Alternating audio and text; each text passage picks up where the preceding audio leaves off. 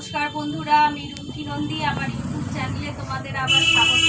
আমি আজকে দেখাবো ক্লাস 10-এর অংশীদারি কারবারের কোষে দেখি 14-3 দাগের অঙ্কটা এখানে বলেছে শোভা ও মাসুদ দুজনে মিলে 2,50,000 টাকায় একটি গাড়ি কিনে তারা 2,62,500 টাকায় বিক্রি করলেন।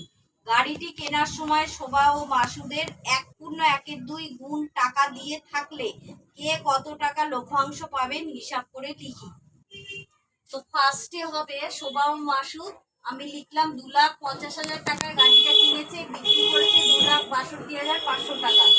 তো আমরা 9-এ লাভ বার করতে গিয়ে ক্রয় মূল্য মাইনাস বিক্রয় মূল্য করেছিলাম। তো ক্রয় মূল্য মাইনাস বিক্রয় মূল্য করে আবার বিয়োগ করে এলো 12,500 টাকা। তারপরে 1/2 গুণ টাকা দিয়ে থাকলে 1/2 আমরা যদি ভাঙি তাহলে হবে এটাকে 2-1-2 আর 2-1-3, 3-2, এদিকে কিছু নেই মানে 1।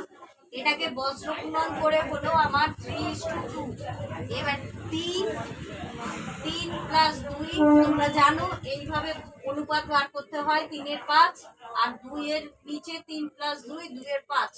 12,500 টাকার মধ্যে শোভার লাভ হবে 7,500 টাকা, আর 12,500 টাকার মধ্যে মাসুদের লাভ হবে 12,500 × 2-এর 5। 5 দিয়ে কাটাকুটি করলে এটা উপরে হবে 2,500, তাকে 2 দিয়ে গুণ করলে হবে 5,000 টাকা। তো এই ছিল আজকের ক্লাস। যদি ক্লাসটি ভালো লেগে থাকে অবশ্যই সাবস্ক্রাইব করো, শেয়ার করে দিও বন্ধু বান্ধবের মধ্যে, একটা লাইক করে দিও। টাটা।